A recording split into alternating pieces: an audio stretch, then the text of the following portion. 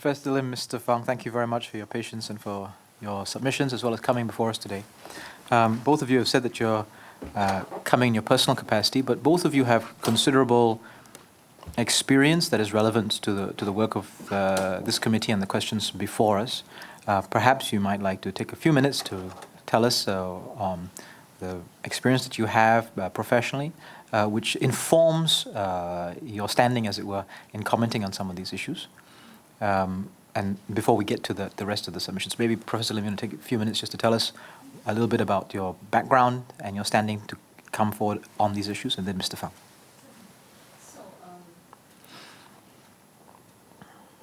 So I'm a professor of media and communication, and I have been working on young people and technology, how they incorporate technology into everyday lives. And I've been working on this since for about 20 years now.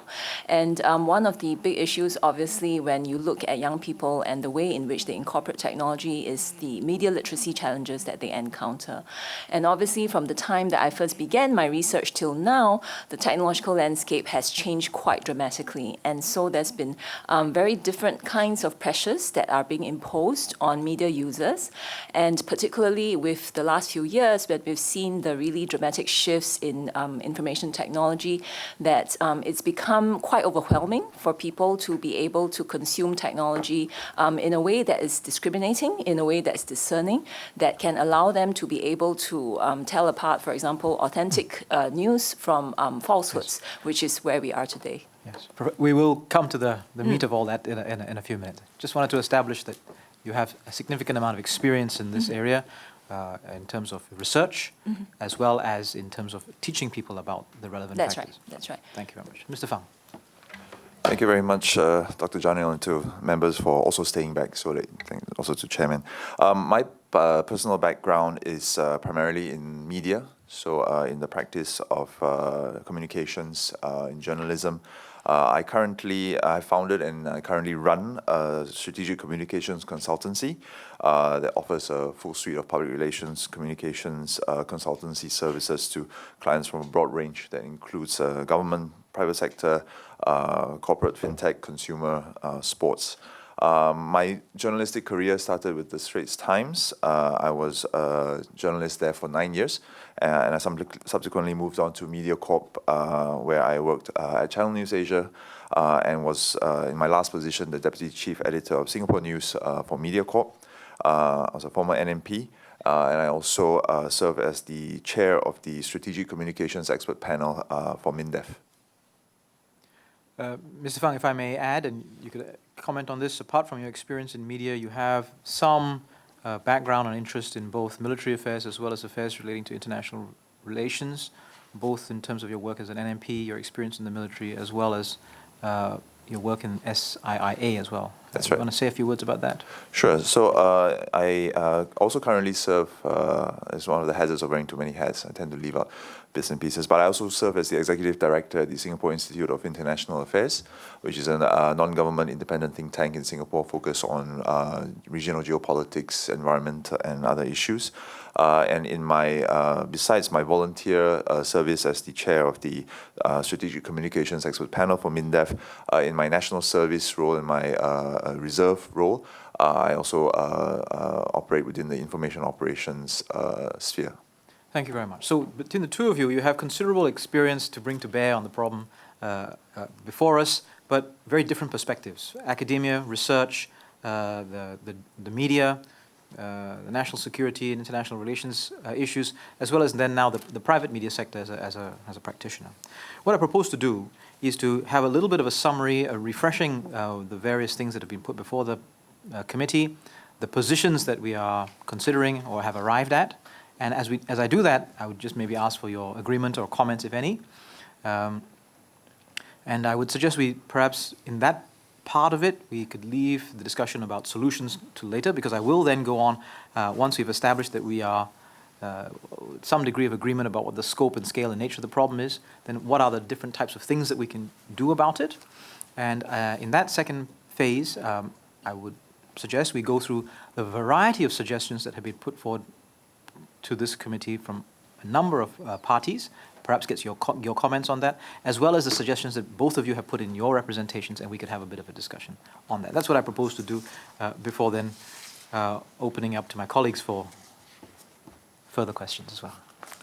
So I'm sure that you've heard some of the things that we've talked about. We are presented with the idea that deliberate online falsehoods reduces trust, and that type of trust that it reduces is social trust between people, institutional trust, the police, the courts, the organizations that we have, trust in our democracy, in our process of politics and governance, as well as trust in the process of receiving and consuming news and information. Those are positions you can both broadly agree with, I hope. Yeah. So you just need to vocalize so that it becomes part of the transcript. Yes, I agree. Furthermore, the idea that the process of deliberate online falsehoods both exploits existing divisions and polarizations within society, it rides on those polarizations and divisions, but also contributes to its amplifications, again, I think is something both of you all will agree. Yes. So we talked about it from a sort of whole of society point of view, the divisions within society, and then at the level of the individual, the prevalence of deliberate online falsehoods can radicalize or push individuals to extreme points of view. I think this is something both of you have commented upon in your submissions as well. That's correct. So then these then translate to very significant real-world consequences. And those real-world consequences span the breadth of possibilities from violence, destabilization of societies, national security issues, economic impacts, political impacts, as well as amplification of racial and religious tensions. So perhaps I'll stop there and ask if you have any comments about the characterization of just how serious a problem this is, if I've left anything out, or if there's further nuance to that characterization you'd like to add. I think I would start by adding that this, besides being in agreement with the focus and the sort of implications of the discussions thus far, I think one thing that has potentially emerged has been a bit of a focus and a debate on certain aspects of online falsehoods or fake news, which largely pertain to the social environment and also potentially the political environment. This concern about suppressing certain views. But in my submission, and I think more broadly, would like also to emphasize, and I think some of the previous witnesses have also testified to the fact that it is a broader and potentially more serious issue. There are concerns over national security, stability, and some of the ideas that you mentioned, Dr. Janil, about the issue of trust pertain to how citizens would react together or towards certain institutions that are critical to the ongoing stability of a country, of a nation state. So much more, and I know that it is tempting to focus a lot on the more heated debates on political views, suppression of freedom of speech and issues like that. But on a more macro level, if we take a step back, there is a genuine concern, and we see many examples around the world, and I think that Singapore has not been spared in recent years on some of the influence and impact of various actors, state, non-state, that potentially don't make the headlines, they don't actually get reported on, but are very clear efforts to create an influence, we call it influence operations rather than information operations, because the end effect is to change behavior, to affect behavior of people, and then more broadly of a country. And those are things that are very real. They're not hypothetical. They're not something that is purely a technical discussion. And I think that we need to remember that when we talk about the seriousness of this.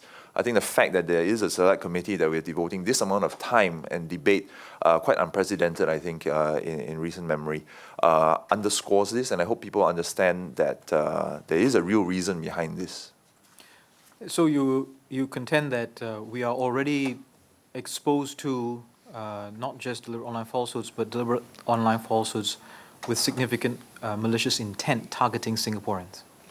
Yes, I believe so. And I think that if you look at various examples around the region, it's probably not difficult to imagine how a country like Singapore, for the various characteristics that we have, for the position that we have on the global stage, represents a target that's desirable to be influenced, and we have certain aspects of our sort of national DNA that make it very susceptible to such things. Our openness, our globalization, we're highly wired, we're technologically advanced, and our citizens are very, very connected.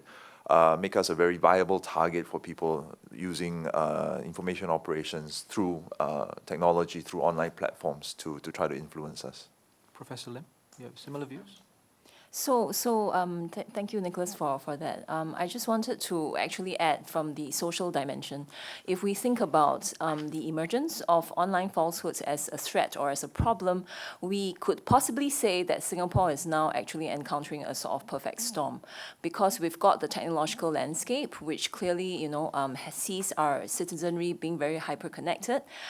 We've also been deluged with information because all of us are so well linked with so many information and communication platforms. At the same time, we've got a socio-cultural climate that lends itself to people sharing a lot of information.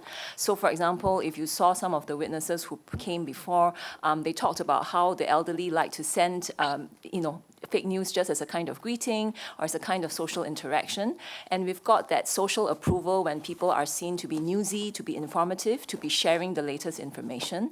So the technological landscape plus the socio-cultural climate, as well as the psychological biases that we all hold, along with our geopolitical situation, actually creates a perfect storm where online falsehoods can emerge and can also thrive. But at the same time, we must also look at the silver linings. In the same way that we are hyper-connected and can therefore be vulnerable to online falsehoods, we can also leverage this hyper-connectivity in order to send out corrections of this information, as well as to, again, leverage the hyper-connectivity to educate the public and to, raise the general level of media literacy.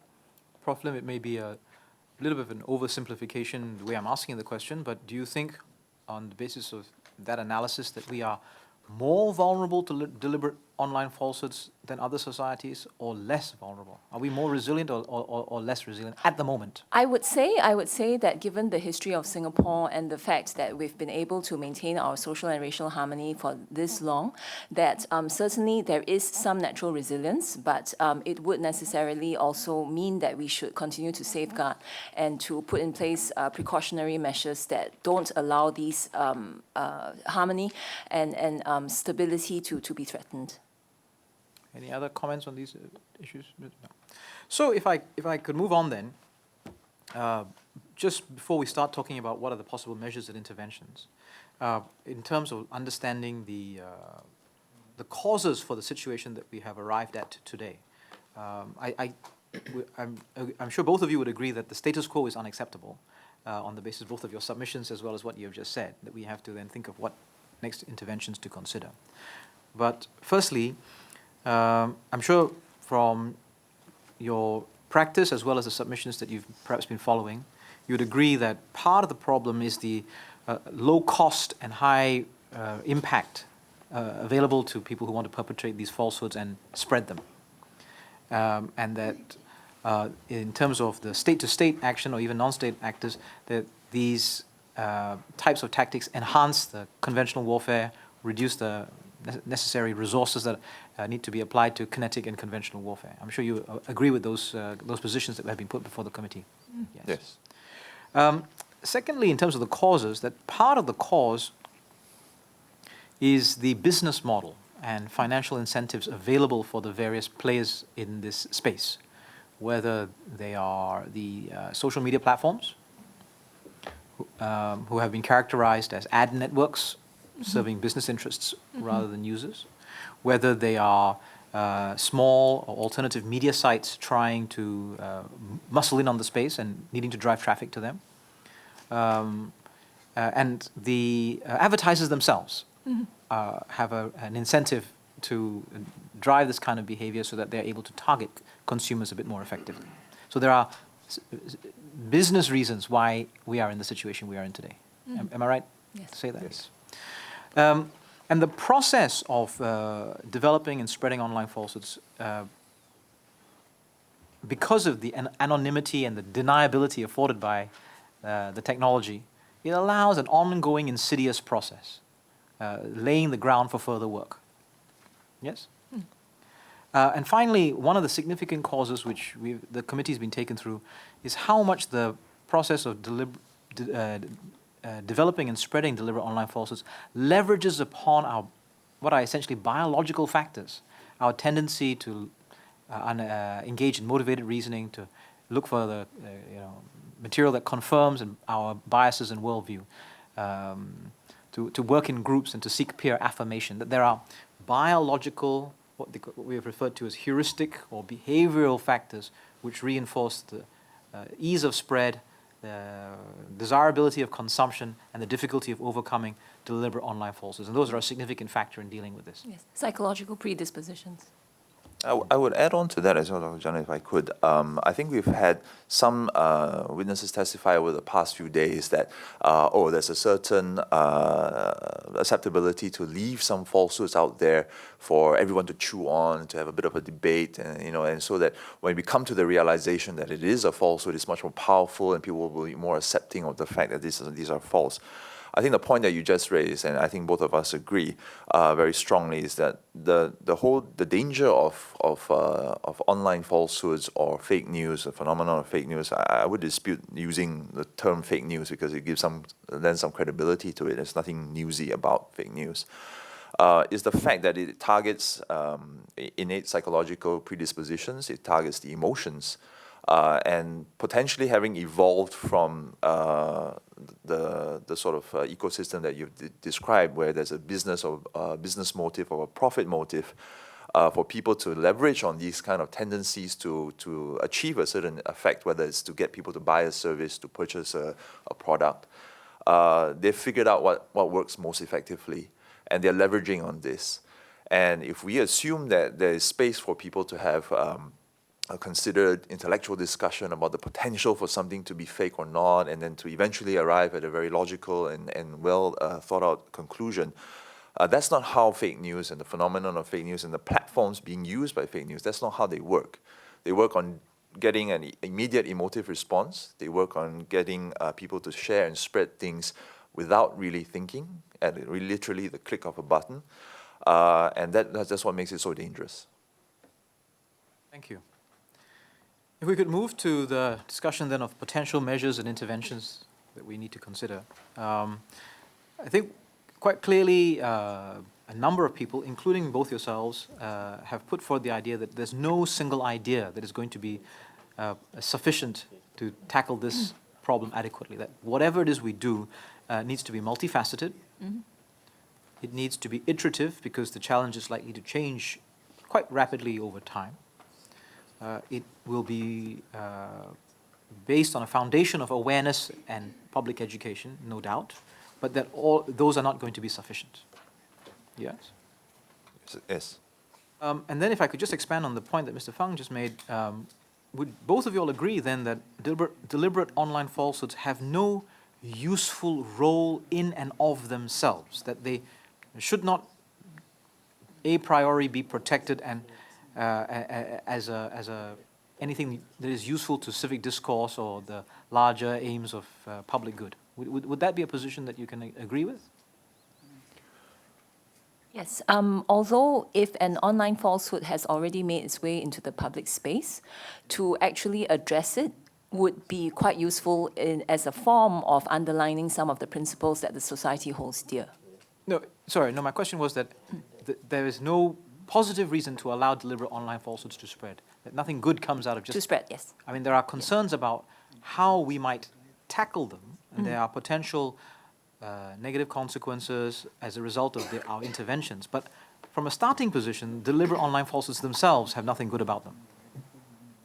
We don't have anything good, innately good, but if we consider the example, the idea of having a negative example that you could show to people and point to it and say, that's false, please recognize that that's false, and anything that's similar to that or builds on that, you should recognize as false as well. I think that's a view that has been put out there. It's something that people should be able to recognize. But I think the fundamental idea about falsehoods, about fake news, is that it is purely a lie. It's something that is completely untrue. And hopefully we get to a stage where people can recognize that for what it is, instead of having to be taught or shown something that is explaining what false really is. Okay. So the various interventions we'll come to, we talked about they should be multifaceted, but it also implies that perhaps there need to be various players, various actors who are involved in these interventions or measures. I'd suggest 5: the technology companies, the media companies, the state, the government, in terms of the governance and policy, but other aspects of the state with respect to education. And then the 5th aspect would be some degree of personal responsibility by members of the public. Would you broadly agree with some of those things? Very much so. Yes. If we could then move to the specifics within that space. I think both of you had suggested that fact-checking, some kind of establishing sources of truth, should be an important part of these measures. Not suggesting that that's not correct, but I put to you that firstly, shouldn't this already be happening? If we look at some of the responsibilities of those 5 players, especially the media and people producing this content, shouldn't fact-checking be at the heart of their existing work and their business? And so can we rely on fact-checking as a further intervention to deal with the challenges? I have 2 points that I would make on that. I think I agree 100% that the journalism career, the vocation of being a journalist, should be predicated precisely on being accurate. Within the MediaCorp newsroom, the sort of ethos is spelled out as ACT, where A stands for accurate, C stands for contextual, and T stands for timely, and that's actually in order of priority. So rather than, some people might argue, well, if you're not first and not fast, you lose your audience. I think the priority is to get things right, to ensure that people have the right and accurate information to make very important decisions on. By providing that context, you're actually explaining to people the relevance and the importance of the information. And then, of course, timeliness. You don't want to report the news that's too late. I think that is first and foremost the role of, and it should be the core values of the media and of journalism. I think potentially anybody producing such content, surely. Yes, exactly. I sort of raised an eyebrow when I saw I see people described as journalists, non-mainstream media journalists. I think that builds on the early concept of a citizen journalist. So if you think of journalists encompassing all these people, anybody producing content, then these core values should apply. Unfortunately, I don't think they do. The second point I wanted to make was on this issue of fact-checking. I think there have been some suggestions in the past couple of weeks of creating some kind of body that is the arbiter of truth, whether it's an ombudsman, whether it's a council, whether it's a committee. My big concern about that is that it seems to be outsourcing and devolving the responsibility for finding out the truth away from the individual and putting it in the hands of somebody else. I don't know if that's an innately Singaporean response. Probably not. We do see some similar phenomenon around the world. But I would like to see that rather than pushing the problem away, individuals really try to embrace that, rather try to take responsibility for finding out what's true for myself. And I think if we can build something like that, then we go a long way to achieving a problem. I think one of the descriptions was that fake news is like a festering disease, but there's concerns that if we put in place medicine in the form of laws or legislation, then they become too widespread and they kind of sterilize the entire environment.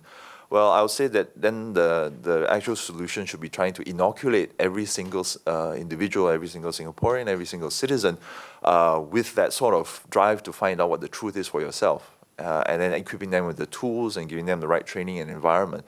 But that's the safest inoculation, and that's probably the most effective, rather than trying to find a one-stop solution, whether it's laws or anything else. Professor Lim, you'd have some similar views on Yes, fact-checking and then I media think- literacy, which is what Nicholas has brought us to. Yes, that's right. I think I have been, as a media literacy proponent, I've been very heartened by this whole select committee process because it's really shown the spotlight on the whole issue of media literacy. And everyone has been talking about media literacy. And yet, I do want to speak up for the little people. I want to speak up for the media consumers because ultimately, it's very easy to say, well, the solution is media literacy. But if you think about how complex and how cacophonous our media landscape has become today, we have to consider that media literacy has become truly multifaceted. So, for example, if you want to really be a completely discerning consumer, you've got to understand all of the transforming technological affordances that are emerging every day. We constantly have to learn new apps. We have to learn about changes in apps. At the same time, we've also got to be aware of the fact that media companies are merging and there are mergers and acquisitions. That means that one day, the information that I share with Facebook is actually going to be shared with WhatsApp, is actually going to be shared with Instagram, right? At the same time, there are all these newly emerging media genres that, again, as media consumers, we've got to understand, oh, actually, this is parody, actually, this is satire. And it's really quite difficult to be able to keep up with all of these. So I can tell you, as a media professor, I find it difficult to keep up with all of these transformations, let alone the lay media consumer. So I want to say that, well, on the one hand, it's truly wonderful that we are talking about the importance of media literacy, but it is really important that we pour in as much resources as possible into making media literacy education much more sophisticated in order to keep pace with the dramatic transformations that we have seen in our media landscape today. And you have some comments about the process of fact-checking or who should be doing the fact-checking? Well, I think it would be quite ideal to have a range of players. So, for example, the technology companies and the media companies should certainly be engaging in fact-checking on their own, but it's also useful to have civic society type efforts in fact-checking because part of that fact-checking is actually educational at the same time. So the platform that, for example, my SUTD students are developing that we are going to then hand over to NUS students to run is actually meant to be a community effort for people to actually engage in fact-checking, but in the process, understand what are the markers of authentic news, what are the markers of good journalism, what are the giveaway signs of fake news or online falsehoods. So if I could perhaps summarize both your points of view, you both agree that fact-checking is necessary, but it really should be the responsibility of people who are already operating and working in this space, whether you're a civil society organization, whether you're a student, whether you're a media company, whether you are a platform, that part of your responsibility should be to establish the facts rather than abrogate that responsibility to yet another third party. That's the general view that you have on that. Yes, but I also would add on to say that besides people operating in the space, I think all of us, every individual operates in that space as sometimes as a consumer of news, of information, of data. So the onus also lies with the final consumer to make some kind of decision or have some ability to discern whether something is true or false. Indeed. But Mr. Fang, I would characterize that latter part of what you said as more similar to what Prof. Lim has called media literacy. So we are sort of fact-checking by the people producing and distributing, and then media literacy by the members of the public and the consumers. I mean, I don't know if that's the semantics of it, but that's how I would perhaps think of it.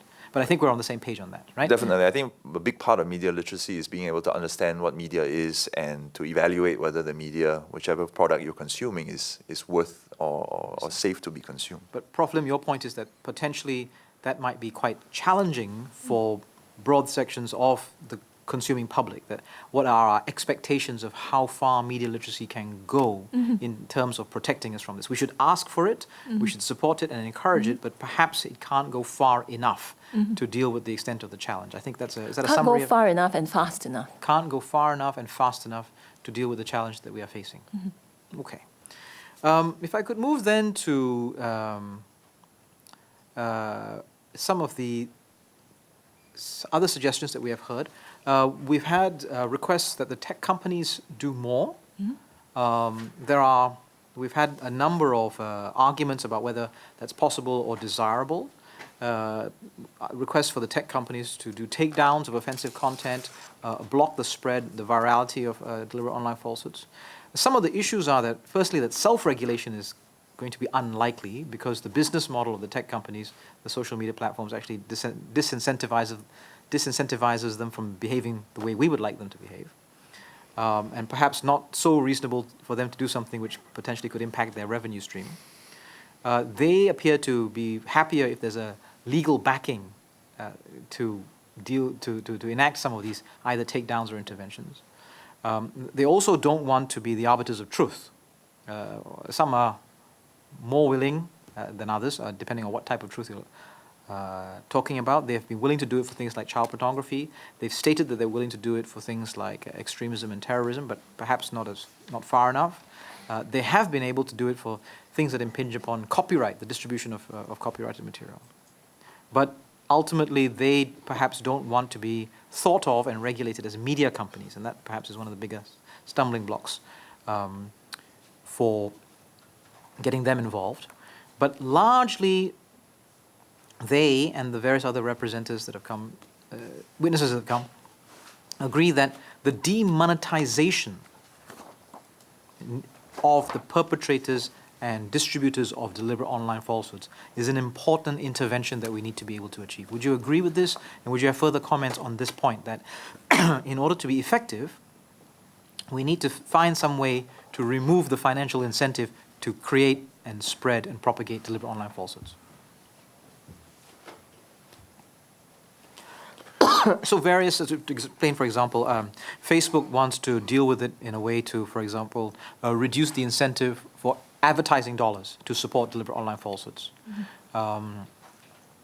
Other suggestions have been that we need to go and find people who spread deliberate online falsehoods, or to deal with the ability for advertisers to be able to then park their adverts associated with material that is found to be deliberately false.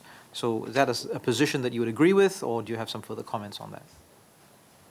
I think obviously the intention is correct. My only query, and I'm not speaking as somebody who's very an expert in terms of the technical aspects of this, but in terms of trying to stem the tide, I'm not sure what scope there is, because the monetary incentive is very clear. We've already discussed how effective some of these tools are in achieving the aims of winning people's minds and hearts, and affecting consumer behavior and buying behavior as well. Are we being a little bit optimistic to say that we can actually stop it and turn it around? Because we may be able to stop one mode of it, but it probably would evolve into something else that's driven by similar motivations, but maybe just in a different form. I think one company choosing to do it, or two companies, or three, maybe all the big companies trying to do it, would be a great first step. My only question would be how effective it would be in being, completely achieving the aims of what it would be, and whether it's something that's sustainable in the long run.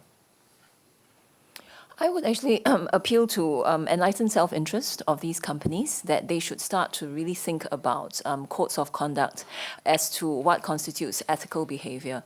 And insofar as they are now actually working on these business models that are primarily profit-driven, I think it's important to appeal to these companies to really reflect quite strongly on how they should tweak these purely commercially driven algorithms to take into account other factors that will make them much more responsible purveyors of information. So broadly, you agree that the money is an issue, money is a problem. Professor Lim, you're hoping that there will be some corporate social responsibility around this. And Mr. Fang, you're worried about whether or not this is doable in the long run, and whether or not it's going to be sufficient. Okay. If I could perhaps also now move to your submissions. And you had both made some concrete suggestions about what we can do to address some of the challenges in this space. And they're slightly different. I think Prof. Lim, you are concerned about how we can improve media literacy significantly.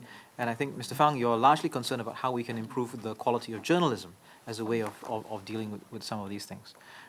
Perhaps I might characterize, if I could start with Professor Lim, that my view, or my questions about some of the proposals, while I would agree that media literacy, as we've discussed, certainly needed, but this is a long-term solution. It's not going to have any short or immediate effect. and that even if we get this right, it's going to be difficult to deal with all the other factors. So how can we do media literacy better, given that the significant challenge that there is for what media literacy can do for us? Well, I think a very important first step is for us as a nation to recognize that media literacy should actually be considered to be up there with literacy, because obviously, Singapore has been able to take care of literacy, and we've got among the highest literacy rates around the world. But precisely because we're such a literate nation and we're so hyper-connected, all the more that we must recognize that media literacy is a fundamental literacy that we must vest in all of our citizens. But primarily also on the whole issue of media literacy, at the moment, if we look at the efforts that are out there, I think they are quite admirable. They are certainly not without value. But hitherto, I would say that the media literacy efforts have been somewhat modest. They have really been sort of going for low-hanging fruit in terms of, explaining to people what are the telltale signs, how you can safeguard your online privacy, and so on. But really, when we're looking at a media environment where media purveyors, especially purveyors of online falsehoods, can produce highly sophisticated content that is very often indistinguishable from authentic content, that you therefore really need to be much more ambitious in terms of your media literacy education. And we need to really apprise people of the fact that there are all of these political and economic motivations that will drive purveyors of online falsehoods to produce online falsehoods in a particular way so as to be able to profit either for political interests or for commercial ones. Thank you. Mr. Fang, if I could, yes. Go ahead. Would you want to make a comment on the literacy, or? Yes, okay, I was going to make a comment on the literacy. I think, again, similar to some of the comments, we see, especially the efforts such as what's being done by the National Library Board, very commendable. But I think there is probably a need to ramp up the urgency for these efforts. We see a lot of efforts being rolled out in the neighborhoods to help the elderly become more conversant with technology, to be able to do online banking, to be able to understand how to access some of the online functions. I think to tag on to that component, there's probably a need to add in exactly this concept of media literacy, especially in the digital world. People say, I have experiences with the elderly who say that, it's too complicated, it's very scary, I don't really know how to figure some of these things out. But they sure know how to share information with their WhatsApp chat groups, right? They're very, very good at that. They're very, very fast with that. But when it comes to thinking about the information, I can't really figure out, how it works, and there's so many factors to consider. Well, if you can share it, I think you should jolly well know whether what you're sharing has an impact or not. My bigger fear when it comes to this challenge of media literacy is that if it comes to a stage where Prof. Lim was mentioning it's a bit complex, it becomes a little bit scary, whether it's for a young person or for the elderly, we may end up in what is known as informational crisis, where people basically say that I can't figure out what to trust, I don't know what is real and what is false, so I'll just stop consuming news. I'll just stay within my own silo, and my day-to-day life, it's not really affected, knowing what's true and what platforms I can trust. And they may be able to function on a day-to-day basis, but then when we come to national events where individual choice matters, so obviously elections or where a popular vote is being cultivated, that's when the problem will really surface, and I don't think we can afford to wait until that stage to then say, okay, I'll try to figure it out now. I just want to add on the issue of media literacy, and also to connect to your earlier question about the role of technology companies. I think clearly technology companies can be far more proactive in terms of the media literacy efforts that they're mounting. Primarily, technology companies really need to be much more transparent with consumers about the kinds of strategies that they use in order to decide what information to serve up in what priority. Because ultimately, as consumers, we need to understand how it is that our media landscape is being shaped for us. And until and unless the technology companies are far more transparent and far more explicit with consumers, it's very difficult for us to not realize that we're being manipulated. Thank you very much. If I could turn to Mr. Fang, your submission, and particularly your suggestions around media excellence.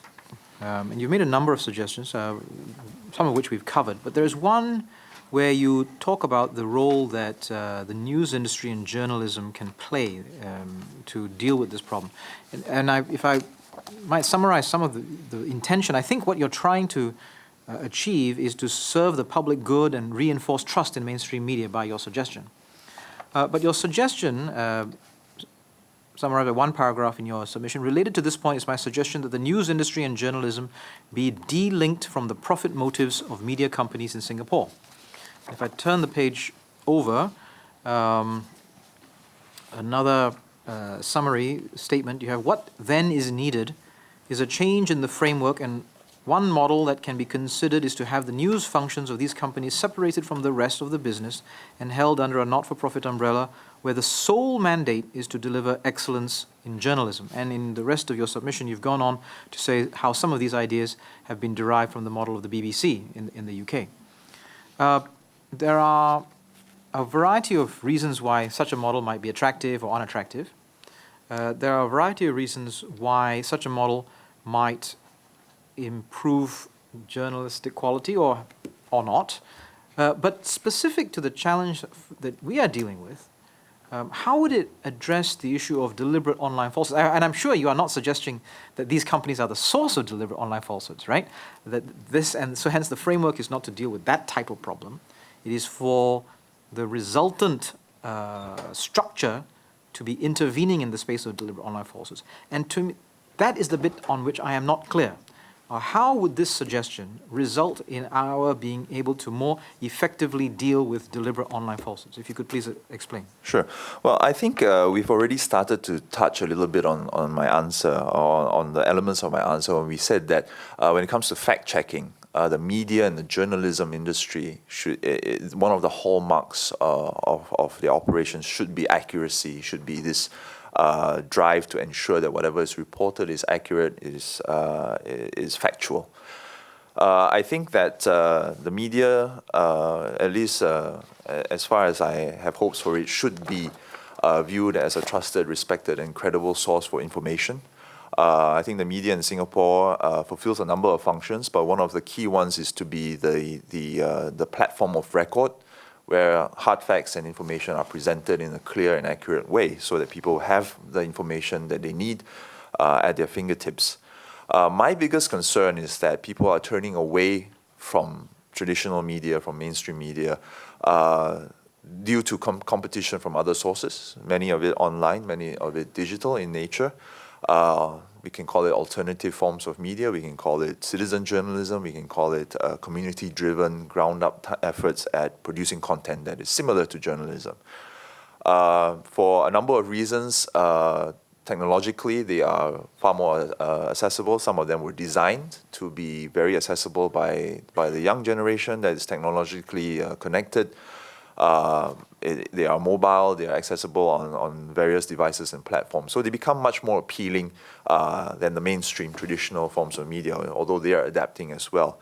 But at the same time, I think if you look at the example of Donald Trump, I know it's an example that's been used to death, but it does really show how mainstream media has been widely discredited by the leader of a country.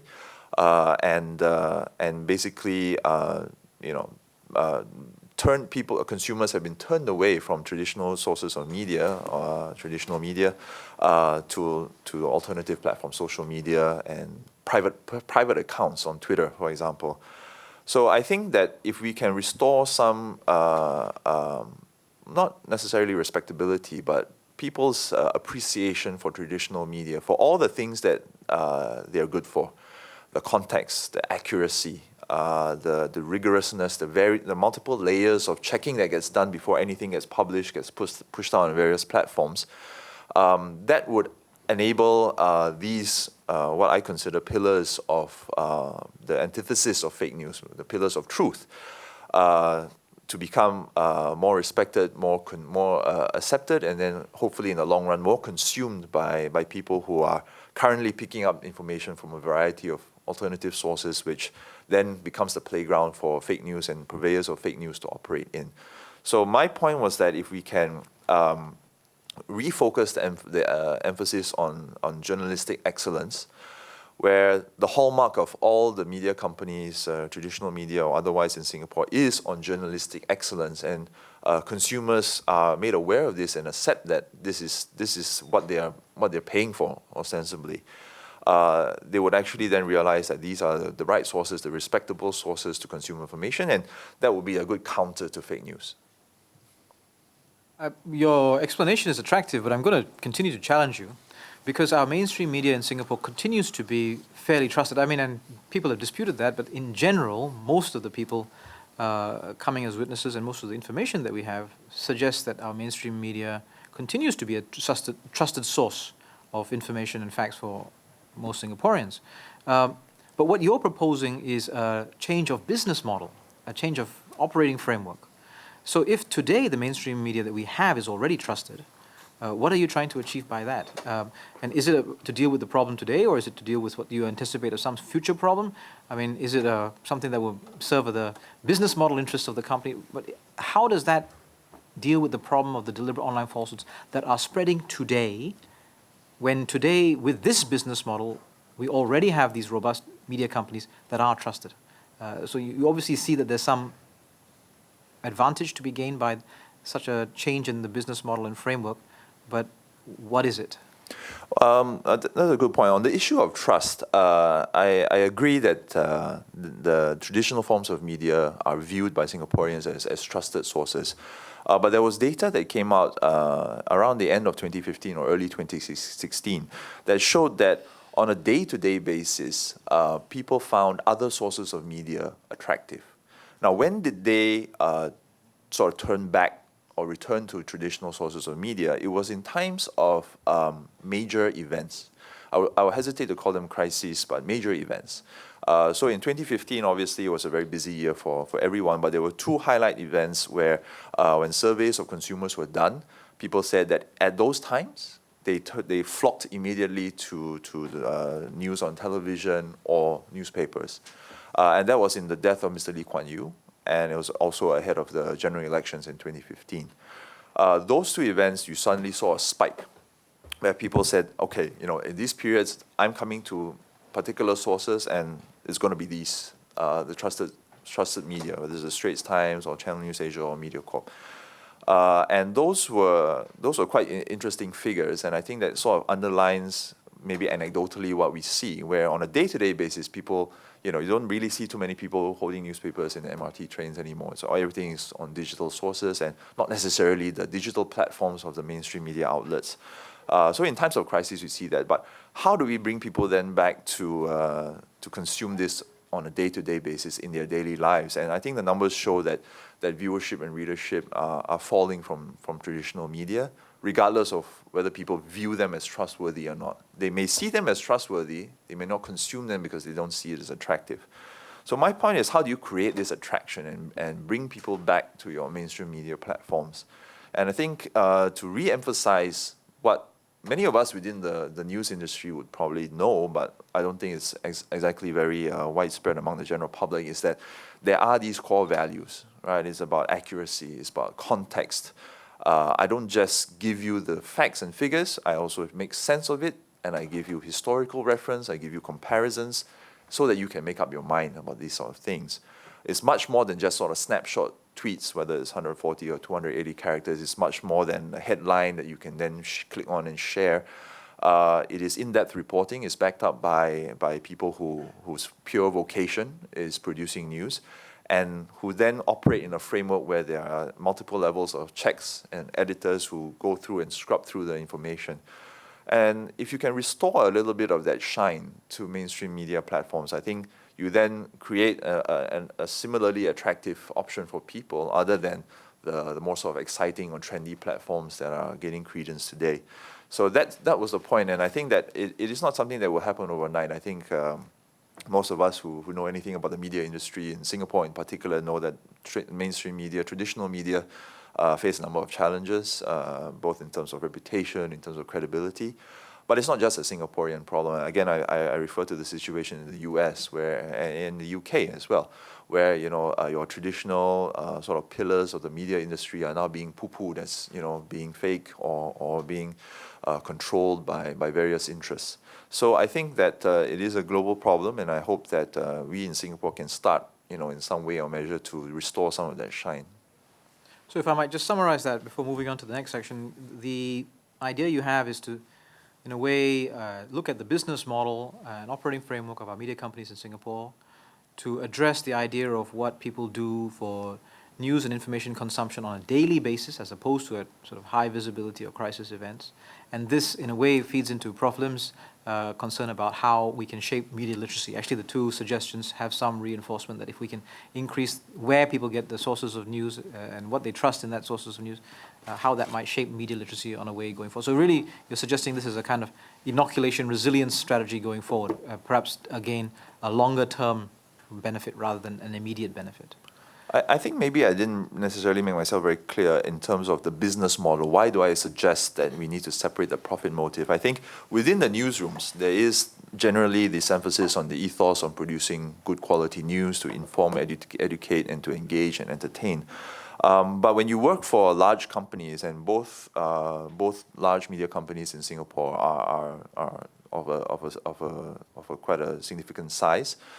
They have many different types of operations, and at the end of the day, there is a need to answer for your operations, for your profits, and for your costs, and for your revenues. And then when you juxtapose that against the competition for the ad dollar that is becoming more and more stringent when you look at all the different types of competitive pressures from the online space.